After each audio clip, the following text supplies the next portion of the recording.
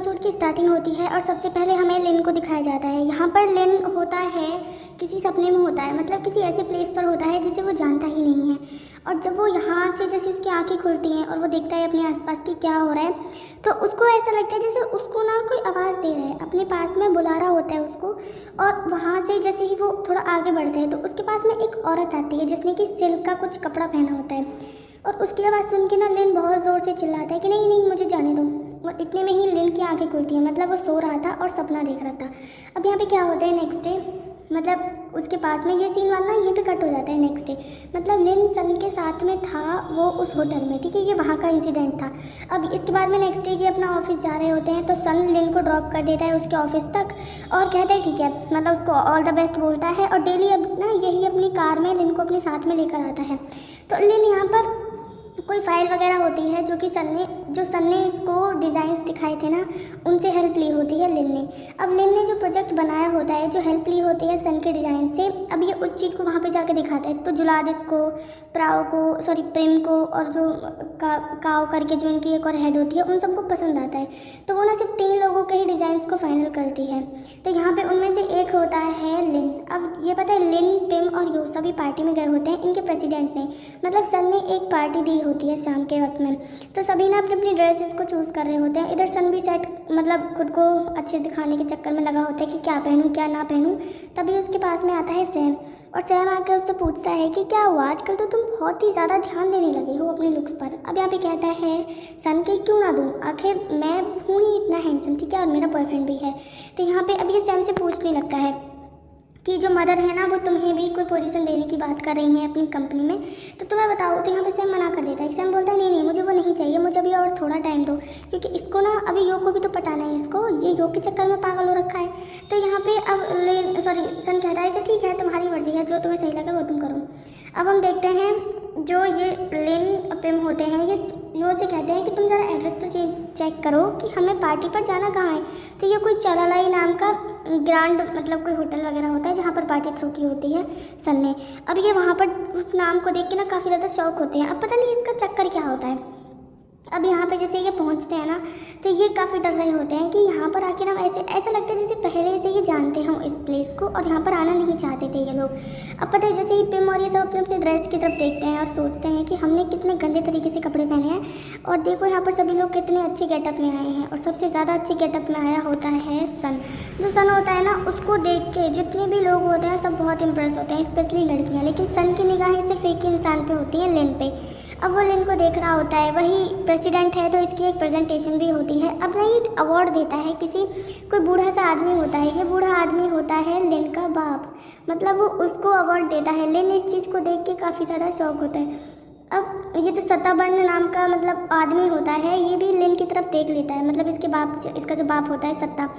अब ये लिन ना अपने बाप को देख के छुपने की कोशिश करता है, लेकिन इसके फादर ने तो इसको नोटिस कर लिया होता है। अब यहाँ पे हमें कुछ डिज़ाइंस को दिखाया जाता है जो कि आज की बहुत ही ज़्यादा इंपॉर्टेंट डिज़ाइन होती हैं। अब ये सभी बहुत ज़्यादा एंजॉय करते हैं, ड्रिंक करते हैं, पार्टी करते हैं मस्त। अब इसके बाद में क्या होता है, सन लिन को बुला लेता है इशारे से।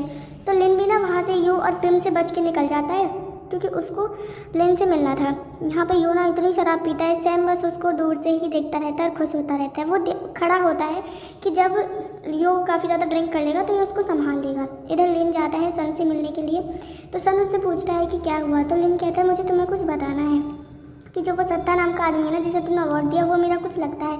इतने में ही सत्ता अंकल की एंट्री हो जाती है। तो यहाँ पर वो कहते हैं लिन से कि देखो मुझे नहीं पता था कि तुम मतलब इस शोरूम में काम करने के लिए, इस कंपनी में काम करने के लिए इतने उतावले हो कि तुम्हारे और प्रेसिडेंट का क्लोजनेस इतनी बढ़ जाएगी, मैंने सोचा नहीं था।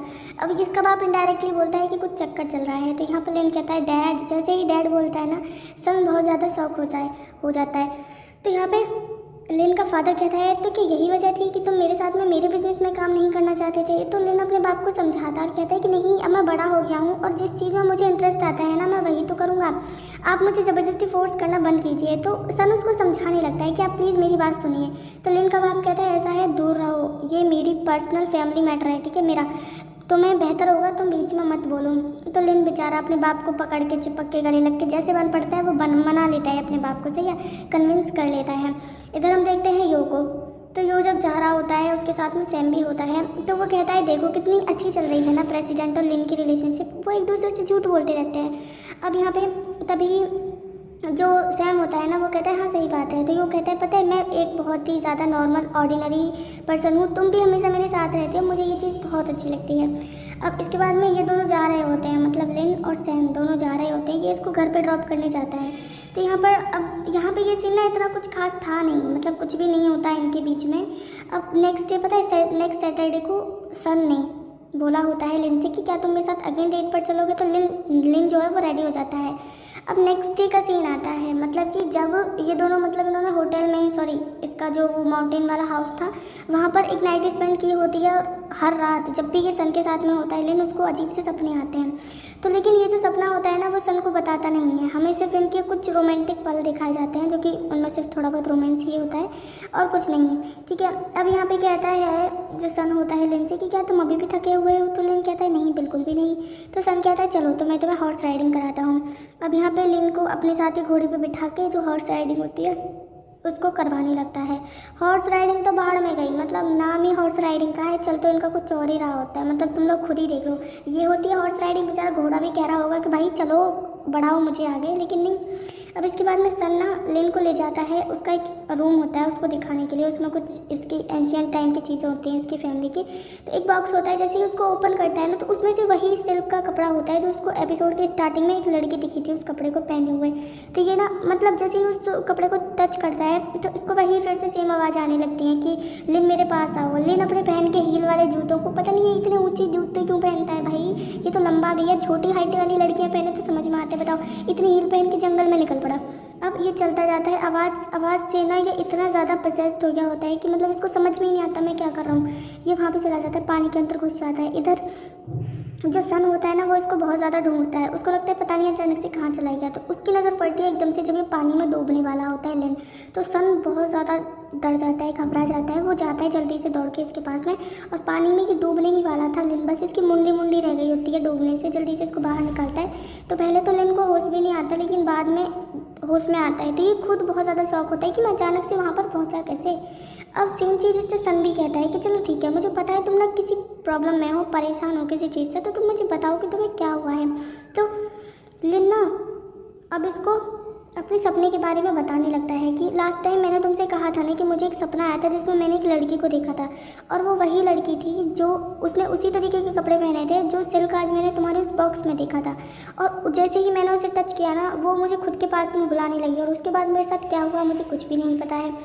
अब यहाँ पे इस चीज़ पर ना थोड़ा मुश्किल होता है सन के लिए भरोसा करना, लेकिन फिर भी वो कोशिश करता है कि भरोसा कर ले। अब नेक्स्ट डे सन ड्रॉप करता है लिन को ऑफिस तक। तो लिन की आज ना क्लाइंट के साथ में मीटिंग होती है, तो ये इसको as a wish good wish एक किस करता है और वहाँ से फिर भेज देता है। अब यहाँ पे ये सभी लोग पहुँच जाते हैं, प्रेसिडेंट भी होता है और उसके क्लाइंट्स भी होते हैं। तो पता है जो लिन की जितनी भी डिज़ाइंस होती हैं वो सभी दिखा देते हैं। तो पहले उनको ना वो डिज़ाइन बहुत ही अच्छी लगती हैं, तो यहाँ पर लगभग वो जो लिन का जो जितना भी प्रोजेक्ट था ना उसने जो डिज़ाइंस बनाई थी वो पास होने ही वाली होती है, अप्रूव हो चुकी होती हैं। इसी खुशी में लिन यो पिम सैम सभी पार्टी कर रहे होते हैं। बीच में ही जुलादेश टपक पड़ता है, ये भुक्कड़ है, इसको फ्री का खाना मिल जाए, इसको और कुछ भी नहीं चाहिए। अब यहाँ पे क्या होता है, एक हमें लेडी को दिखाया जाता है, ये शायद मुझे लगता है सन की माँ होती है। जैसे ही ये उन डिज़ाइंस को देख रही होती है ना तो बहुत खुश होती है, लेकिन तभी इसके पास में एक औरत आती है, एक वर्कर आती है। वो कहती है कि जो लिन की डिज़ाइन है ना वो उसने किसी और से कॉपी किए हैं। तो इस औरत को बहुत ज़्यादा गुस्सा आता है, वो कहती है कि चलो जल्दी से उसी को बुलाओ जिसने ये डिज़ाइंस बनाए हैं। तो काव जाती है इसके पास में और लिन से कहती है कि चलो तुम्हें मेरे साथ चलना होगा, तुम्हें अर्जेंटली हमें किसी से मिलना है जो क्लाइंट्स होते हैं इनके, उनसे। तो साथ में प्रिम जाती है। अब क्लाइंट्स लिन को देखते ही उस पर इतना भड़कते हैं और कहते हैं कि जल्दी से बताओ तुमने इन डिज़ाइंस को कहाँ से कॉपी किया है। तो लिन कहता है मैंने कहीं से भी कॉपी नहीं किया है, ये मेरे ही डिज़ाइंस हैं। तो वो बोलते हैं तुम झूठ मत बोलो। इधर जो सन होता है ना उसका सेक्रेटरी जाता है चेन उसके पास में और कहता है कि जो लिन का वर्क है ना उसको ऐसा ब्लेम कर रहे हैं सभी लोग कि उसने कहीं से चुराया है, वो कॉपी किया है। तो अब सन ना दौड़ के जाता है एकदम से लिन के पास में, लेकिन इसको देर हो गई होती है। लिन की बहुत ज़्यादा इंसल्ट की होती है और उसकी जो डिज़ाइंस थी ना उनको भी मतलब रिजेक्ट कर दिया होता है। तो सन बहुत परेशान होता है लिन के लिए। उसको देख के ना बेचारा लिन एकदम से टूट के पड़ता है, उसको हक कर लेता है और यहीं पर ये एपिसोड खत्म हो जाता है।